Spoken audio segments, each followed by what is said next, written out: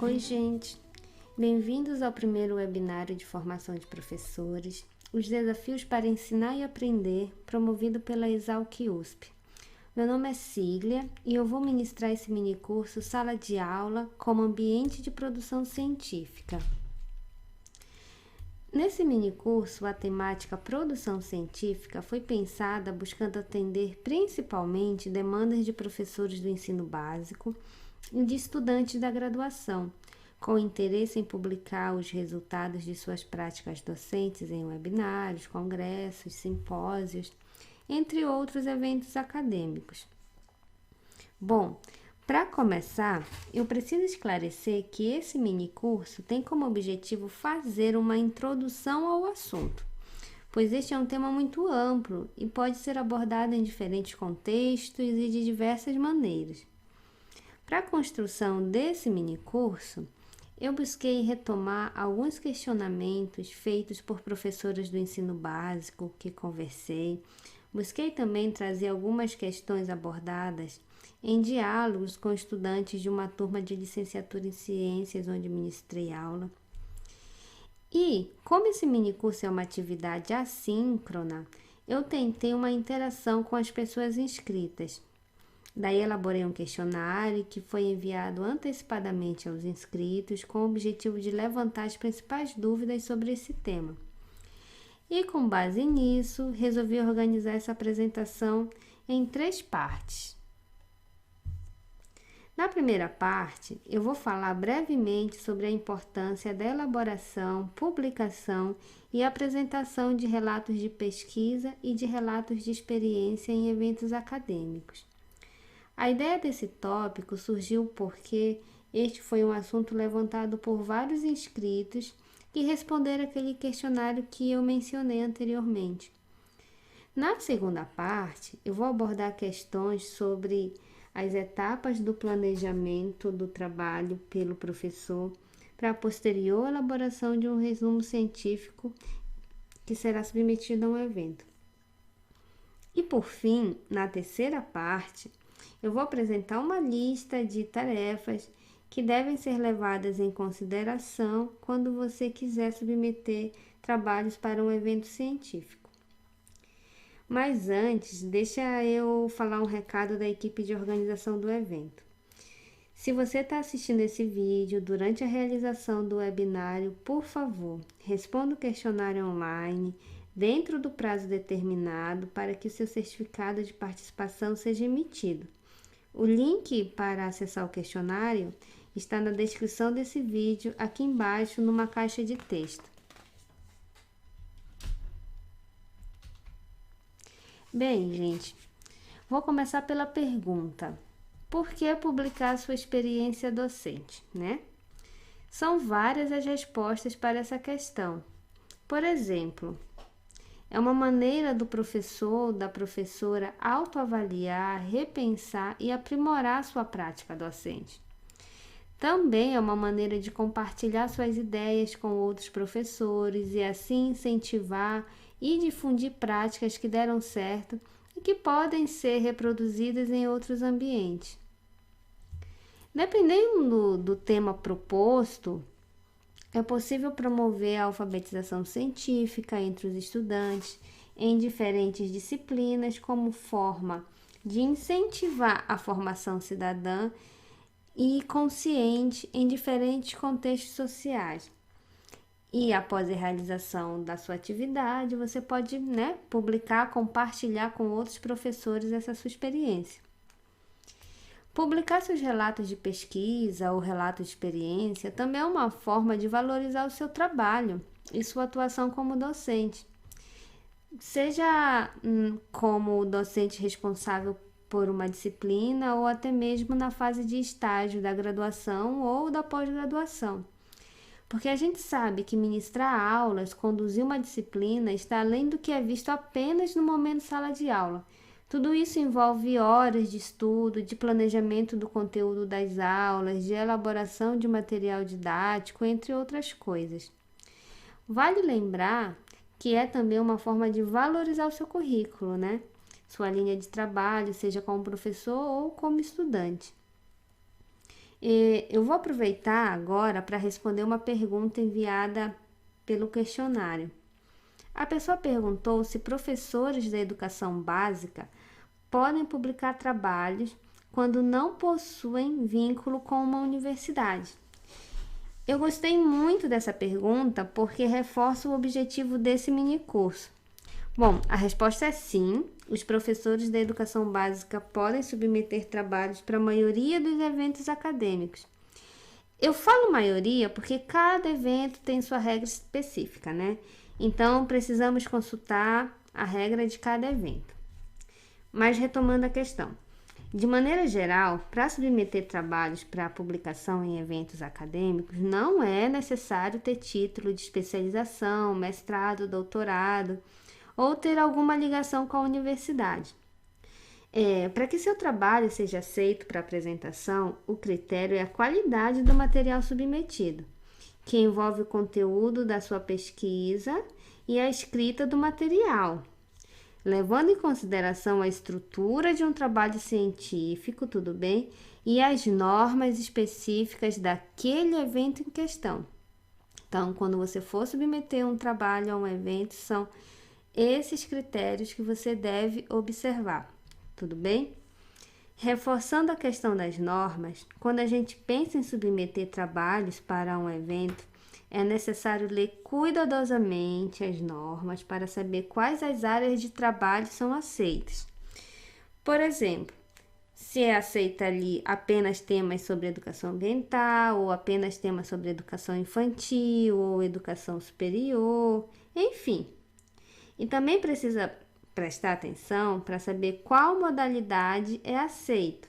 Se é um resumo simples, ou se eles pedem apenas resumo expandido ou trabalho completo, você precisa saber tudo isso para planejar o trabalho que você pretende submeter. É importante saber qual a estrutura de trabalho que aquele evento aceita também. Por exemplo, se é relato de pesquisa, se ele aceita também relato de experiência. Então, você precisa saber de tudo isso, né? Para saber onde que encaixa o trabalho que você pretende publicar. E reforçando, cada evento tem suas regras. Então, para escrever e submeter um trabalho, você deve seguir especificamente as regras do evento em questão. Cada evento com suas regras, tudo bem?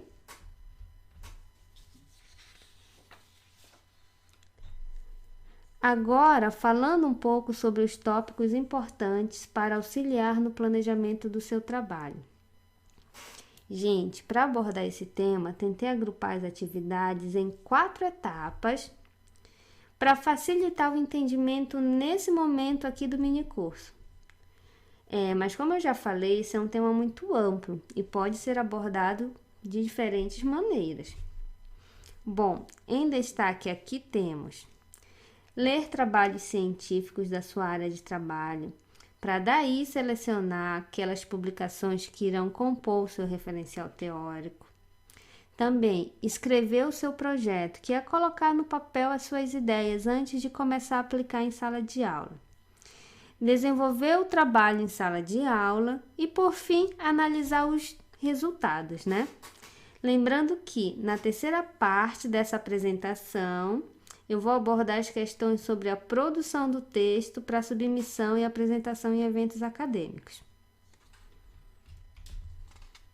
Bom, falando sobre a importância de pesquisar trabalhos científicos da sua área de trabalho, essa etapa é fundamental para ajudar no seu planejamento, pois a partir da leitura destes materiais você compreende o desenvolvimento de outras pesquisas e também como o assunto é abordado dentro da sua área. Então, existem diferentes fontes onde podemos pesquisar trabalhos científicos. Aqui, especificamente, eu mostro para vocês diferentes exemplos com abordagens no tema educação. Temos um exemplo da revista científica que chama Revista de Graduação, que é de acesso gratuito, é uma revista da USP. Vou deixar o link do site da revista de graduação aqui na descrição desse vídeo também, para quem tiver interesse. Eu cito também alguns anais de eventos, que foram eventos promovidos pela USP, onde podemos consultar resumos científicos. Tem resumo simples e resumo expandido. Esses materiais, anais de evento, livro de resumos, eles ficam disponíveis no site oficial do evento ou no site da universidade também. Outro exemplo que eu mostro aqui é o Google Acadêmico, que já é conhecido por muitos, onde você consegue pesquisar por diferentes trabalhos científicos de diferentes áreas de pesquisa, buscando por termos específicos do seu interesse. No Google Acadêmico você consegue filtrar de acordo com o ano de publicação, entre outras ferramentas de busca. E deixei também como exemplo um livro clássico da área da educação, Pedagogia da Autonomia de Paulo Freire, usado como referência por vários pesquisadores. Estes são apenas alguns exemplos de fontes onde você deve pesquisar informações para ajudar na elaboração do seu referencial teórico, tudo bem? Então, por que é importante ler diferentes tipos de publicações e confiáveis, Isso é importante porque você vai conhecer o trabalho de diferentes autores, assim como você passa a ter acesso a diferentes pontos de vista sobre um determinado tema. Além disso, uma coisa muito importante que preciso ressaltar aqui é a questão do gênero textual, que difere entre as diferentes produções acadêmicas. Por exemplo, a estrutura do texto de um livro é bem diferente da estrutura de um artigo científico.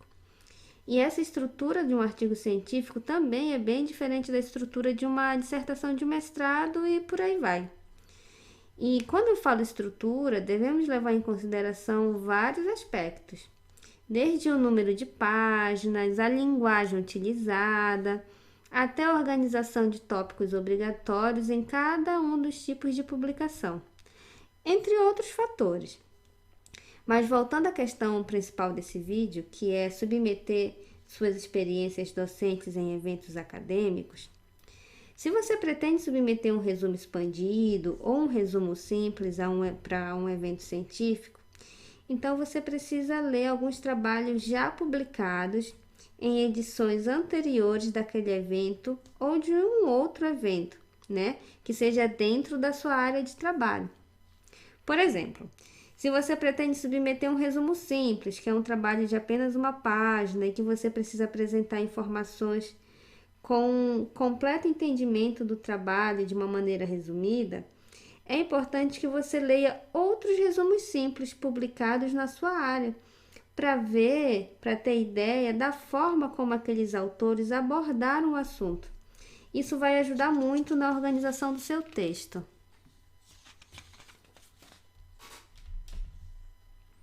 Bom, agora falando da etapa de elaboração do seu projeto. Para começar, é importante conhecer a turma onde o trabalho será desenvolvido, principalmente para os estudantes em período de estágio e também para aqueles professores em turmas novas. Isso porque nem sempre todas as turmas apresentam o mesmo desempenho ou vivem situações socioeconômicas parecidas com aquelas que vocês estavam acostumados, E quando eu falo em conhecer a turma, isso envolve levantar conhecimentos prévios dos estudantes a respeito daquele tema que será abordado nas aulas, reconhecer o padrão de comportamento da turma para realizar as atividades propostas, dentro ou fora da sala de aula, envolvendo questões de disponibilidade de tempo para realizar determinadas atividades. Digo isso principalmente para quem trabalha com turmas onde os alunos trabalham, né, são adultos. Outra coisa é observar se é necessário inserir atividades didáticas diferenciadas para atender algum aluno específico, pensando na questão da inclusão. E se for realizar atividades com uso de equipamentos eletrônicos ou recursos audiovisuais, é necessário fazer levantamento para saber se a maioria dos alunos ali tem condição de realizar aquela atividade, né? Como fazer para adaptar caso algum não tenha. Precisa investigar também se aqueles alunos têm a habilidade para realizar aquela atividade, tá bom? Por isso que é importante conhecer a condição socioeconômica dos estudantes antes de propor uma atividade que demande um maior investimento financeiro. Outro ponto importante é levar em consideração os recursos disponíveis na escola.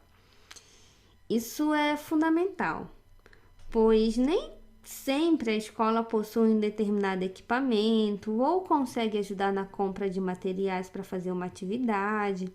E nesses casos é melhor desenvolver um projeto de baixo custo, mas com a segurança de que o projeto terá um início, meio e um fim, né?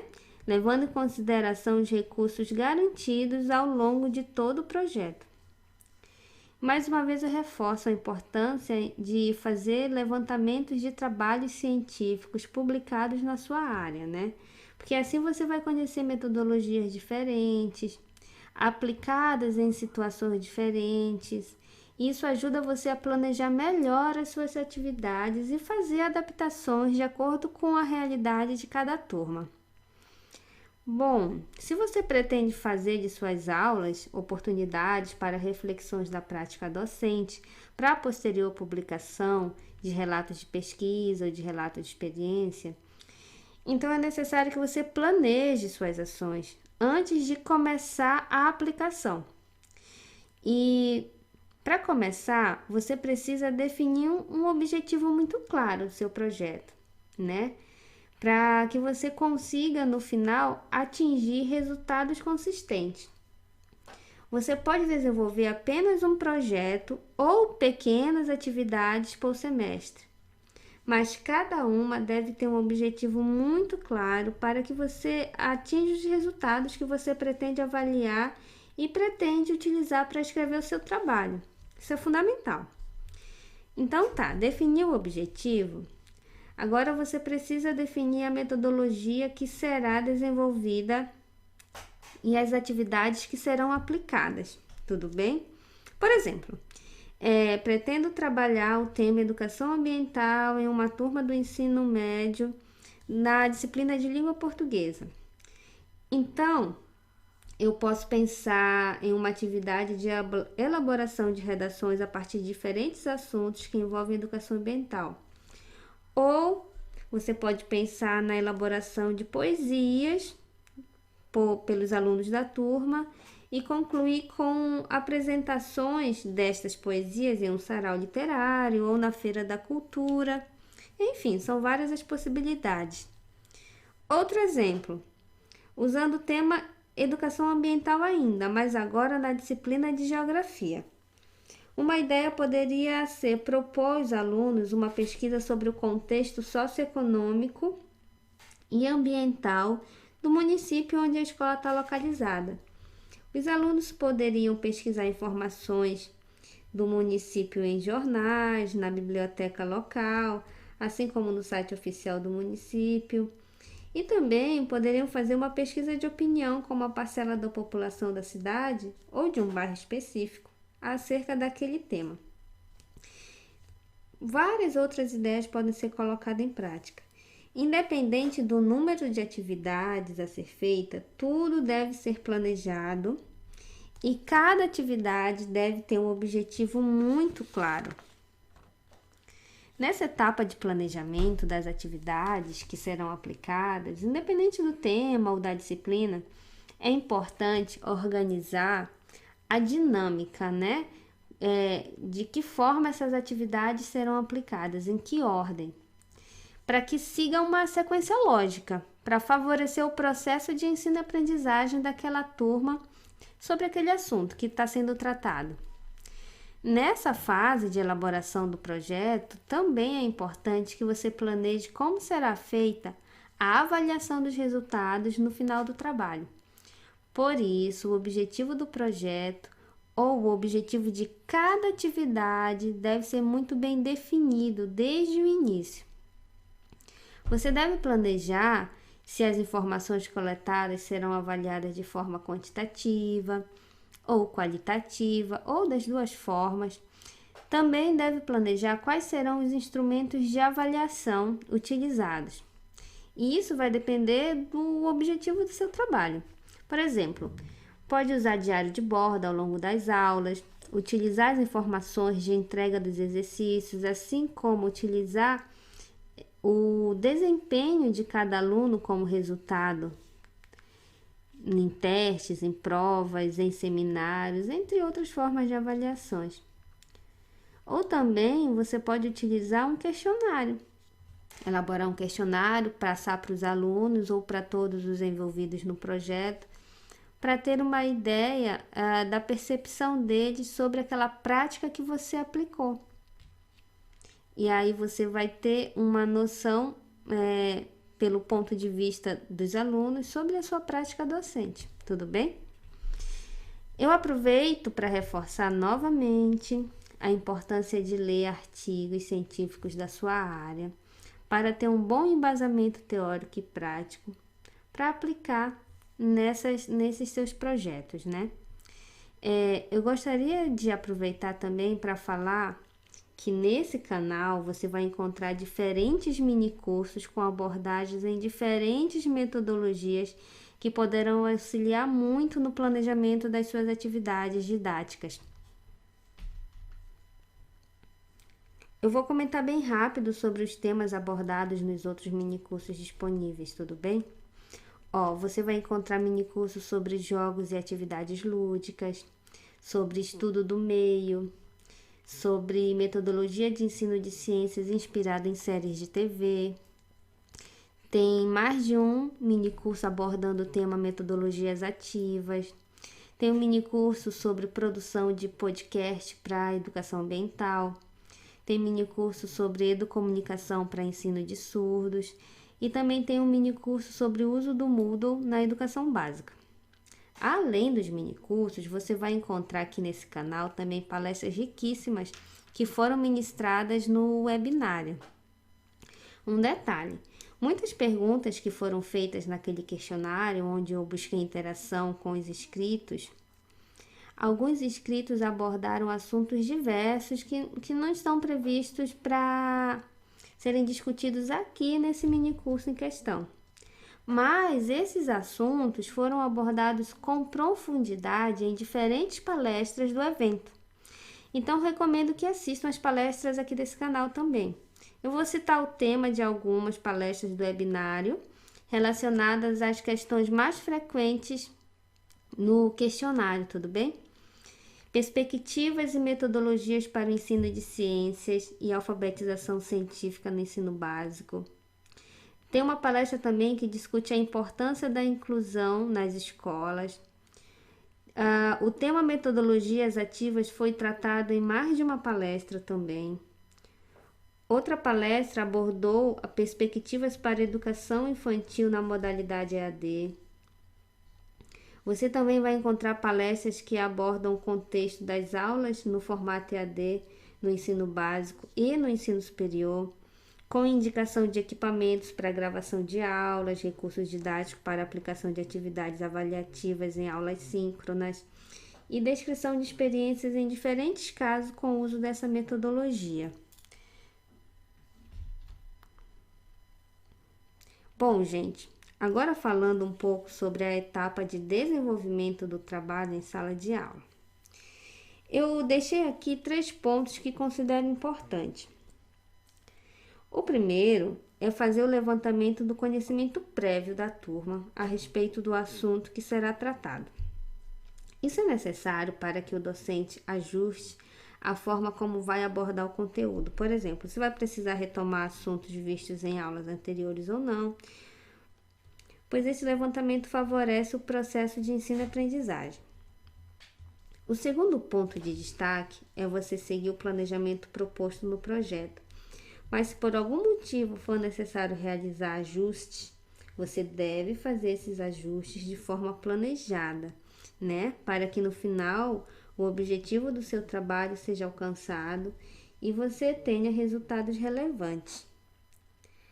O terceiro ponto é procurar usar o diário de bordo nas suas aulas, para acompanhar o processo de ensino e aprendizagem da turma, anotando os pontos positivos e negativos em cada atividade. Também para anotar informações sobre a participação dos alunos ao longo das aulas. Por exemplo, com isso, ao final, você poderá identificar qual ou quais atividades envolveram mais os alunos. Nesse diário de bordo, você também pode anotar as percepções sobre o desempenho da turma na construção do conhecimento, daquele assunto que está sendo tratado ao longo de várias aulas. Esses registros no diário de bordo são úteis também para que a professora faça uma autoavaliação da sua prática ao longo do seu projeto. E também anote ideias para futuras atividades com base nos feedbacks e reflexões ao longo do semestre. Eu vou aproveitar esse tema para falar sobre outra questão enviada pelo questionário. Uma pessoa solicitou informações sobre comitê de ética e um modelo de termo de consentimento livre esclarecido, né? Que é utilizado em pesquisas com seres humanos. Para facilitar, eu vou deixar as informações e o modelo do documento disponível para acesso aqui na descrição desse vídeo. Daí vocês conseguem baixar e usar o que for necessário. Outra solicitação feita no questionário foi para mostrar como elaborar questionários no Google Formulários. Então, eu resolvi fazer uma gravação separada para que esse vídeo aqui não fique muito longo. Nessa gravação separada, eu vou tratar esse assunto e também vai ficar mais fácil para vocês consultarem depois. Esse vídeo vai ficar disponível aqui no canal do evento também, tudo bem? Ele será inserido em breve. Bem, agora eu vou falar um pouco sobre a análise dos resultados, que ocorre lá no final da aplicação do trabalho. Lembrando que é importante planejar como essas informações serão coletadas e avaliadas ainda lá na fase de elaboração do projeto. Por exemplo, se você fez uso adequado do diário de bordo, poderá analisar de forma qualitativa a participação dos alunos nas atividades. Mas se você utilizou em alguma atividade fichas de avaliação individual para cada aluno, para registrar frequência, número de questões respondidas de maneira correta, número de participação. Ao final, você consegue ter também registros de resultados quantitativos. De maneira geral, como professora pesquisadora ou professor pesquisador, é necessário que você avalie o contexto geral daquela prática que você aplicou e que pretende publicar, né, como relato de pesquisa ou como relato de experiência, levando em consideração os seus resultados, né, e uma análise de trabalhos científicos de outros autores publicados na sua área. Eu preciso reforçar isso porque muitas vezes alguns trabalhos são submetidos a eventos apenas com uma descrição da prática que foi desenvolvida na sala de aula, sem levar em consideração uma análise aprofundada dos resultados e embasamento teórico, o que deixa o trabalho apenas com o formato de um relatório e não como um relato de pesquisa ou um relato de experiência apto a ser apresentado em evento acadêmico. Outra coisa importante e que valoriza o seu trabalho é a apresentação dos resultados, que pode ser em forma de tabela, gráfico, trechos de falas em alguns casos. Isso vai depender do tipo de projeto que você desenvolveu. Eu trouxe aqui trechos de um relato de experiência sobre ensino de ciências no Fundamental, que foi apresentado nesse webinário, para mostrar como as autoras escreveram os resultados do trabalho. No primeiro exemplo, as autoras apresentaram um quadro onde organizaram as diferentes atividades desenvolvidas em sala de aula e a frequência de participação dos alunos em cada uma. Para isso, foram usadas fichas de avaliação a cada atividade desenvolvida para registrar a dinâmica de participação da turma. Com isso, foram gerados resultados quantitativos. Ainda no mesmo trabalho, mas em outro trecho, observamos que as autoras também apresentam resultados qualitativos a respeito do processo de ensino-aprendizagem dos alunos. E para isso foi utilizado o diário de bordo ao longo das aulas.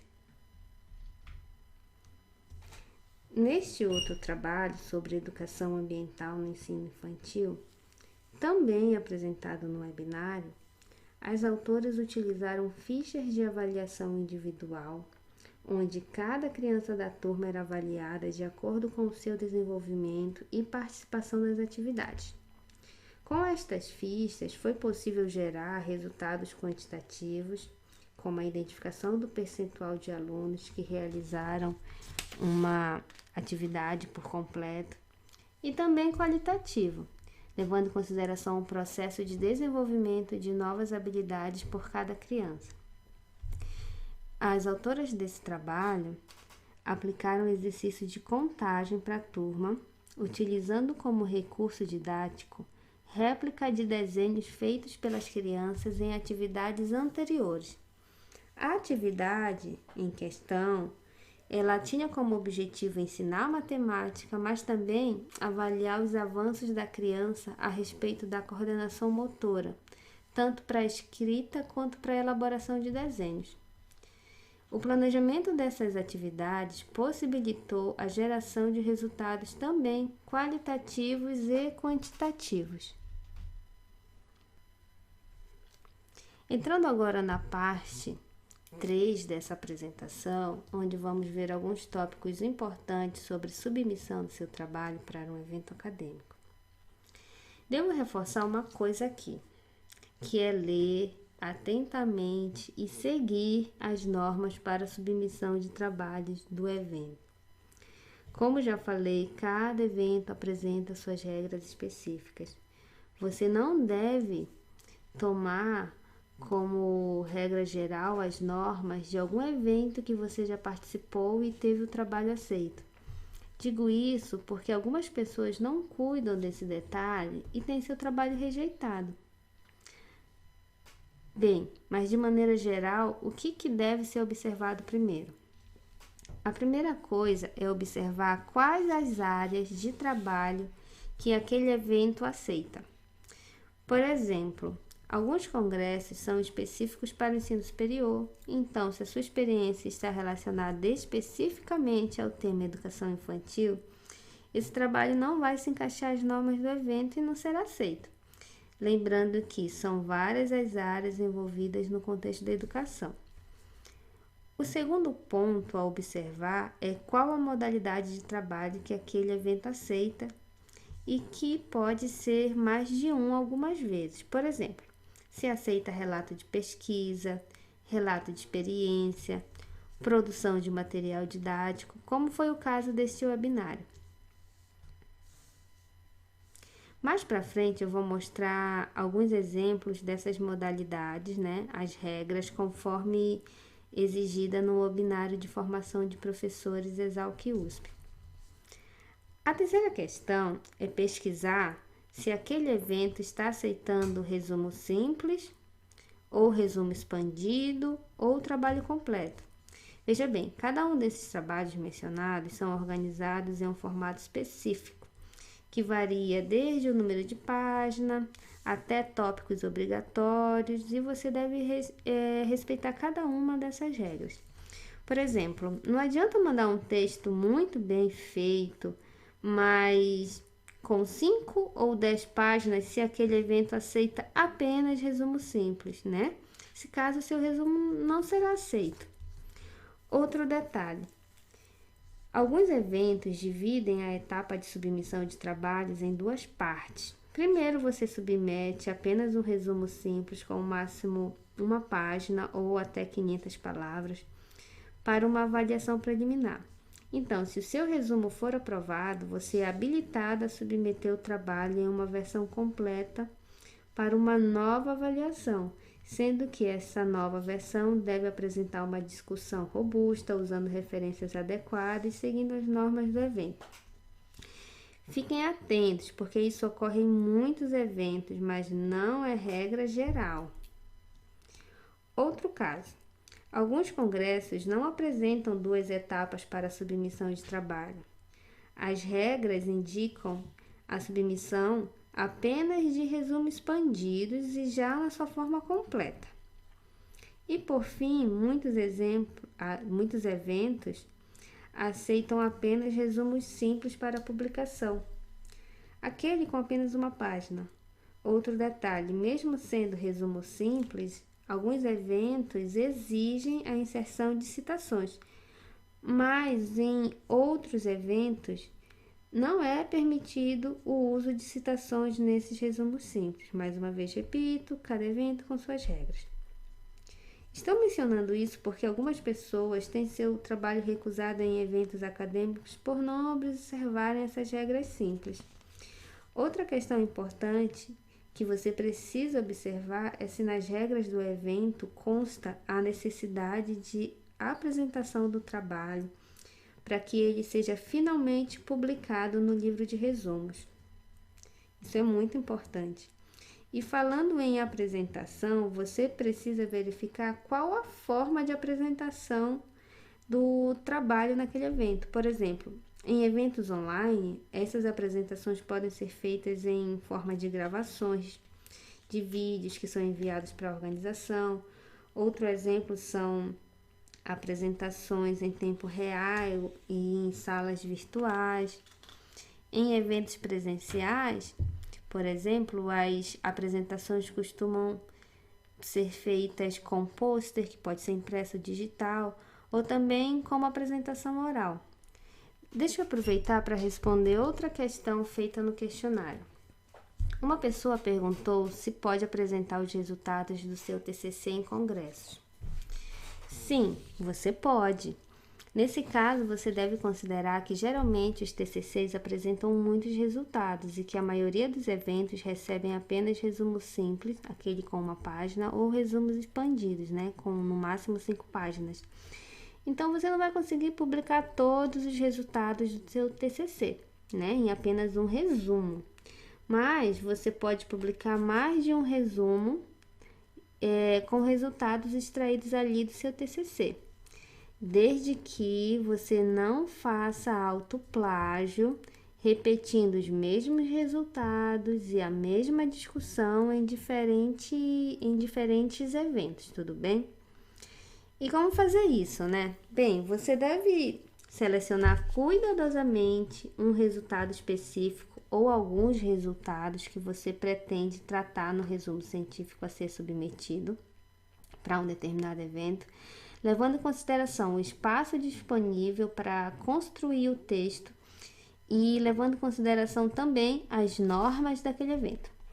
Ou seja, você vai fazer um recorte no conteúdo do seu TCC e por isso você deve fazer os ajustes necessários na escrita do material. Se você selecionou apenas um resultado para escrever um resumo simples, então você deve fazer os ajustes no objetivo do seu trabalho, de acordo com aquele resultado que você selecionou para ser publicado no resumo simples, tudo bem? Da mesma forma, deverá fazer os ajustes na descrição da metodologia do trabalho, focando naquele único resultado que você está apresentando naquele resumo simples, e deve seguir a mesma ideia para o restante do trabalho.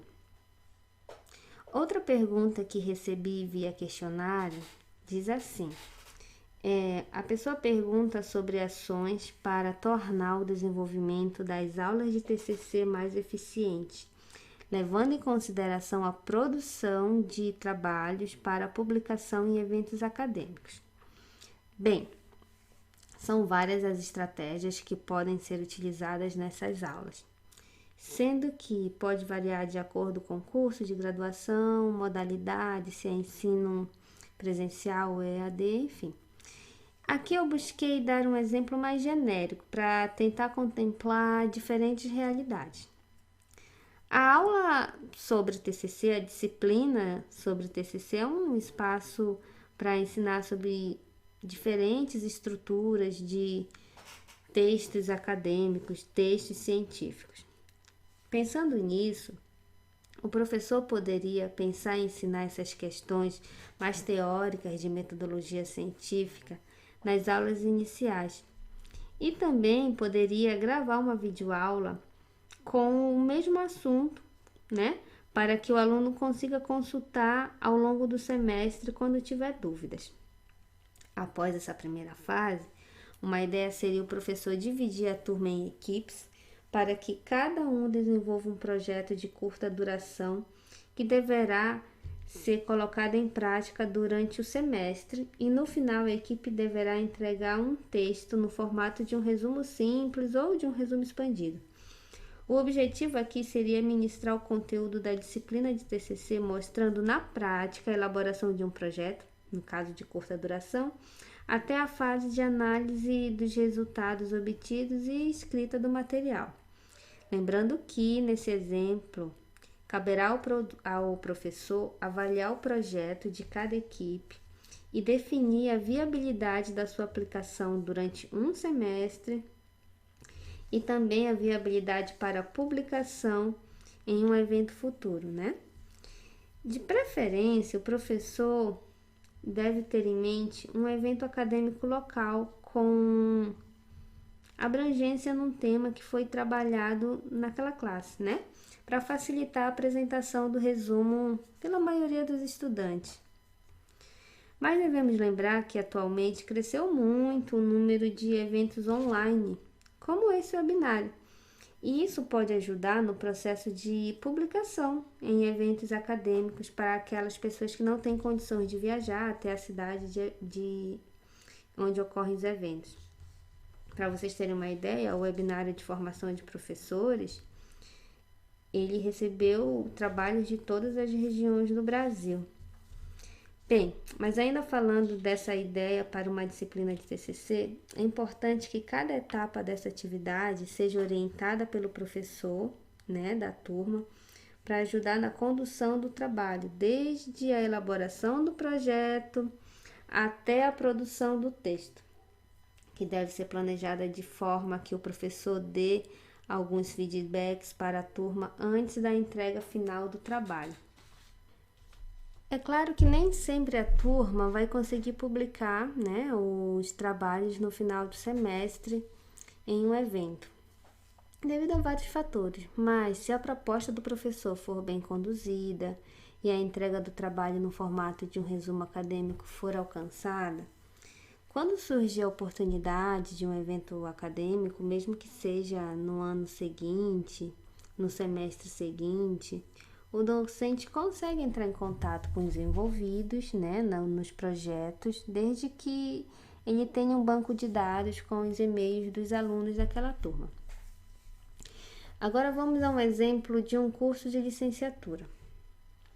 Levando em consideração uma atividade individual, o projeto em questão poderia ser baseado no plano de estágio do estudante, desde que as disciplinas de estágio e de TCC estejam no mesmo semestre e que o aluno esteja na fase inicial de estágio, para que o professor possa avaliar o projeto do estágio e orientar o aluno na definição de objetivos claros e de uma metodologia adequada para que o objetivo seja alcançado. Dependendo do projeto, ao final do trabalho, o aluno teria material para elaboração de um relato de experiência ou relato de pesquisa apto a ser publicado em um evento acadêmico, né? Dei esse exemplo porque eu usei essa estratégia em uma turma que dei aula e deu certo, com alguns alunos interessados, e conseguimos publicar os resumos nos eventos acadêmicos. Agora, pensando em uma turma do curso de administração, por exemplo. O professor poderia propor trabalhos em equipe para a elaboração de pesquisas de percepção com diferentes temas que envolvem a área da administração. Isso poderia ser com o uso de questionários online, que são ferramentas gratuitas e fáceis de usar. Por exemplo, uma equipe poderia ser responsável por desenvolver um projeto para avaliar a percepção dos moradores de um determinado bairro da cidade a respeito da segurança local. Outra equipe poderia avaliar a percepção dos moradores daquele mesmo bairro, mas em relação à disponibilidade de serviços ambientais. Enfim, neste exemplo, o uso dos questionários online facilita a captura de resposta, desde que alguém da turma tenha contato com aquela comunidade que será avaliada, né? Incentivando que um morador responda a pesquisa e encaminhe o questionário para um outro morador também. Nesse exemplo, o professor também deve avaliar a viabilidade do projeto de cada equipe, a qualidade dos questionários, para que seja claro e fácil de responder pela população. E também em relação à qualidade científica para a posterior publicação, assim como deve orientar a elaboração das demais etapas de construção do trabalho. Aquela ideia que mencionei lá no início sobre aulas gravadas a respeito da teoria sobre metodologia científica, enfim, também poderia ser feita uma videoaula com instruções básicas sobre a elaboração dos questionários, né, para aquela turma específica, formas de análise de resultado, enfim, são várias ideias. Mas o que eu quero reforçar é que essas videoaulas, né, com instruções, podem ajudar a agilizar o trabalho do professor e, ao mesmo tempo, ajuda na elaboração dos trabalhos pelos alunos, né? Pois eles poderão assistir quando surgir dúvida ao longo do caminho. Agora, falando sobre estrutura do trabalho, gente, de maneira geral, estas são algumas coisas básicas que costumam alterar de acordo com cada evento, né? São coisas simples, mas que devem ser respeitadas para que o seu trabalho seja aceito. Por exemplo, o número de páginas ou o número de palavras. Formatação do documento em relação à fonte, espaçamento, margem. Tópicos obrigatórios em cada modalidade de trabalho.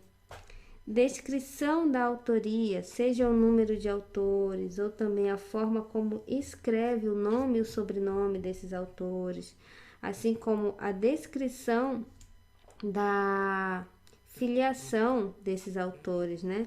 Que algumas vezes pode ficar separada em uma página, outras vezes pode ficar no rodapé da primeira página, ou também pode ficar logo abaixo dos nomes dos autores. Então, por favor, leia e siga a regra de cada evento.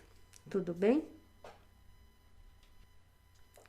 Agora vou apresentar as modalidades de trabalhos aceitas para publicação no webinário de formação de professores Exalc USP, que foram relatos de pesquisa, relato de experiência e produção de materiais educacionais. Começando pelos relatos de pesquisa, né, que são trabalhos que trazem resultados de investigações acadêmicas. Nesse evento, para essa modalidade, os tópicos obrigatórios foram título, resumo, palavras-chave, introdução, procedimentos metodológicos, resultado e discussão, considerações finais e referências. Agora sobre o relato de experiência, né? Esses são trabalhos que apresentam resultados de atividades pedagógicas e reflexões docentes elaboradas a partir da experiência docente em exercício ou em formação. Um detalhe importante é que esse tipo de trabalho não deve ser apenas uma descrição das atividades que foram aplicadas, mas deve apresentar os resultados da prática com uma discussão baseada em publicações científicas, né, da sua área de atuação. Se você quer saber melhor como produzir um material assim, a melhor forma é ler outros relatos de experiências, né, publicados na sua área. Por exemplo, você pode pesquisar no livro de resumos desse webinário ou também direto lá no Google Acadêmico, buscando por relato de experiência mais a sua área de trabalho.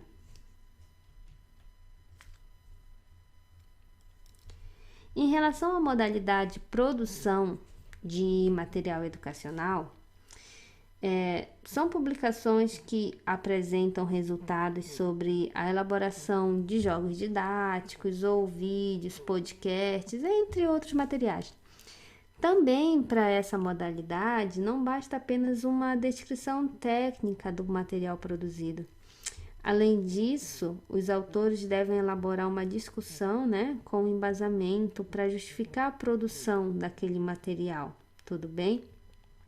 No webinário de formação de professores, os tópicos obrigatórios para a elaboração dessa modalidade é título, resumo, palavra-chave, introdução, descrição da produção, descrição da aplicação, considerações finais e referências. Bem, gente, chegamos ao fim desse mini curso. Participem dos outros mini cursos aqui do canal também. Assistam às palestras. Todos os vídeos desse canal têm um ponto a contribuir na sua formação como docente. Se você está assistindo esse vídeo em novembro de 2020, lembre de preencher o formulário online para garantir o seu certificado, ok? O link para o questionário está aqui embaixo, na descrição desse vídeo. Uma dica, né? Caso você tenha algum trabalho publicado e queira mostrar para os colegas, deixe o link aqui nos comentários e mencione o assunto. E se você tem um blog ou um perfil no Instagram, ou uma página no Facebook, ou um canal no YouTube sobre o tema educação, deixe o link aqui nos comentários também. É muito importante trocarmos essas informações. Mas se você tiver alguma dúvida sobre algum assunto abordado nesse mini curso, fique à vontade e pode escrever um e-mail para mim, tudo bem? Muito obrigada pela atenção, um abraço!